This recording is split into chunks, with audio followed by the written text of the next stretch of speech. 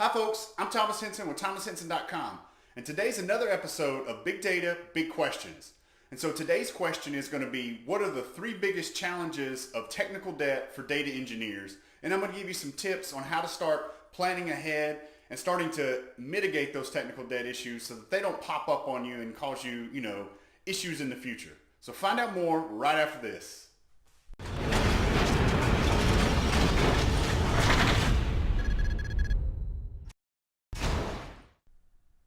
So today's question is a question I get a lot. I see a lot. I've helped a lot of customers just plan with it and deal with it, but it's all about the technical debt for the data engineers. And so what are the three biggest challenges I see as far as technical debt issues that I think we can mitigate and really plan ahead for so they don't become issues where we're having to urgently fix these. And so whenever we think about technical debt, think about them. Those are problems that arise from maybe implementing something that maybe wasn't ready or not really thinking long-term and paying yourself, for the time just to be able to get a product out. So think about it in the early days of Hadoop when, we didn't do security, we didn't really plan for some of the strategies and some of the enterprise applications because we just wanted to hurry and get this application out there, test it and see if it was going to work. And so sometimes the technical debt is because of, we were really trying to push and had a timeline to get projects out there, and some of it was a little short-sighted, at times. But the cool thing is there's a lot of new tools and a lot of different things that we can do to eliminate some of those challenges. And so the three biggest things that I see, so the first one revolves around high availability. And so if you watched my latest video here on Hadoop 3.0, you kind of understand where I'm going with this high availability, and there are some ways that we can mitigate this and we can have these challenges. So high availability for enterprise applications, traditionally for Hadoop, especially in Hadoop 1.0, all your metadata and everything for where your data is located in your Hadoop cluster is in that name node. It still is now, but back in the day, we only had support for one name node. So that one name node goes down, your whole cluster is toast, right? It's not up in production, you have an outage, and that was what I would call a hair on fire moment. So we've kind of evolved and we have that secondary name node, but now with Hadoop 3.0, and like I said, make sure you check out the video to find out some other changes that are in Hadoop 3.0. But with Hadoop 3.0, you can actually have support for more than one or two name nodes. And so what you can have is you can actually have a failure of two name nodes and still have your cluster up. And so that's one thing that you probably want to start implementing now before that happens. And that'll kind of pay you and give you that leeway to invest and put in, time into that project so that you're not doing it or having to scramble whenever something like that happens. So that's one of the big challenges is I've seen a lot of customers asking about high availability, and that's one of the things that you can start implementing and start putting in your projects and your programming now so that you're not having to do it later on. And so it's kind of investing and paying yourself forward for some time later on. The next challenge is around backup. And so one of the biggest challenges with Hadoop and really backing up HDFS data is the fact that we're not talking about 500 gigs of data. We're not talking about maybe even 1 terabyte. Typically, we're talking terabytes to petabytes range. So how do we move all that data? Plus, how do we move all the metadata, from our Hive and HBase servers?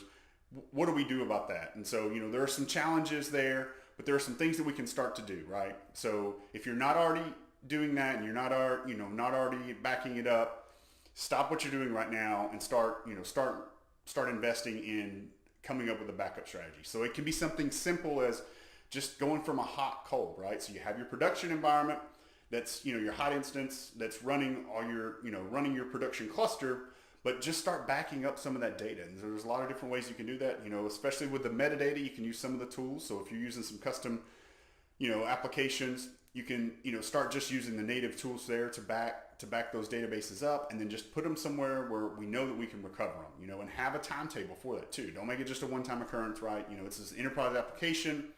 We're talking about, the heart and soul of your data and of your company now is going to be in these big data applications. So start backing up that metadata, and then start having a strategy for how we're going to back up the data that's in HDFS, right? So, get on a regular schedule, start looking and backing it up. I've got some videos out there talking about, how to move large amounts of data. We're talking terabytes to petabytes, and the native tools in those applications that are going to help you move that data.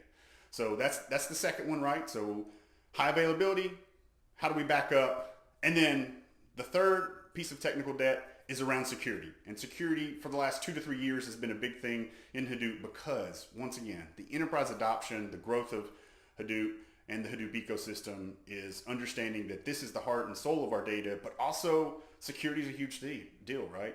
I mean, not only in the Hadoop space, but everywhere in IT, we're always hearing about these data breaches every day. And so some of the things that you can start doing to get in front of security and, not have it come on your plate. So you don't want a situation where, your manager comes in and says, hey, we need to start securing this data, or maybe the security team starts and puts it on your plate. How about you take, initiatives and start researching and looking in how we can secure some of this data. So, start looking at Kerberos authentication, maybe, evaluate if that's what you need to implement on your cluster. At least go through the steps of testing it out in your test development. And then also, another option is maybe the HDFS encryption. So maybe doing some kind of in-flight encryption that's going to allow for you to encrypt data both in flight and data at rest as well. And so that way, once again, just like what I was talking about with Kerberos, go and test it and understand how that works so that because it's going to happen. Somebody's going to come in and they're going to say, hey, we need to secure this data.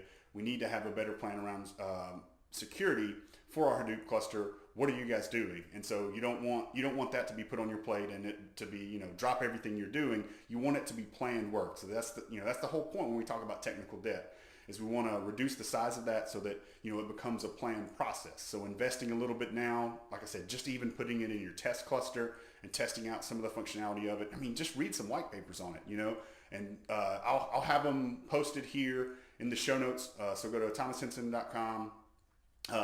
The Big Data, Big Questions episode here, and you can see some of the white papers on, how to do Kerberos, how to do the in-flight data, HDFS, and just start reading those. And like I said, just go out and start testing them. So those are the three biggest challenges, I think, from a technical aspect, from a technical debt aspect for data engineers. And those are the things that you can do to start really eliminating those. Because I think those three issues that we're talking about, high availability, backup strategy, and security, those are all things that you can pre-plan for so they don't become an issue where, hey, drop everything you're doing. We have this, this issue that we need to solve right now. So those are some things that you can do to plan for it.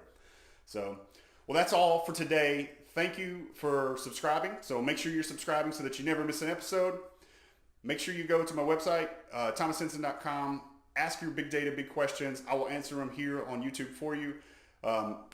Shout out on Twitter, do hashtag big data, big questions. I will answer your questions there, or just put it in the comment section here. Just ask your questions and I'll answer them here. Thanks again, and I'll see you next time.